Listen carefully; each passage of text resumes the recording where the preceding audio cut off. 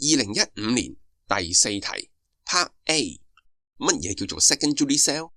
根據定義， secondary cell 就係 a cell that can recharge， 用完之後可以充電嘅就係 secondary cell 啦。Part B， 點解 secondary cell 適合汽車使用？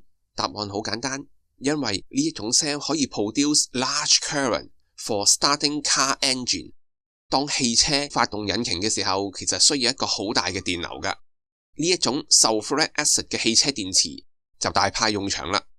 Part C， 呢一種 lead acid 嘅汽車電池對環境造成乜嘢問題？最簡單直接嘅就係 lead metal 或者 lead compound 其實都係 toxic 嘅。另外，由於入邊有 corrosive corn 嘅 sulfuric acid， 所以隨便遺棄 lead acid accumulator 就會對環境造成傷害。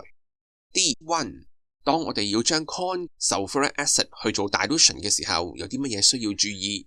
正確嘅步驟，首先要將 small amount of corn acid add to large amount of water and stirring。 acid 倒落水，千祈唔可以調轉，倒嘅時候仲要 stir。另外當然要 wear safety goggles or plastic glove 啦。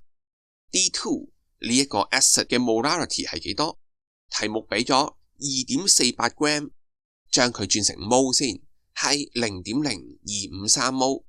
molarity 就係 mol over volume in dm cube， 佢只得5 cm cube 嘅啫，所以最後嘅答案係 5.06 mol per dm cube。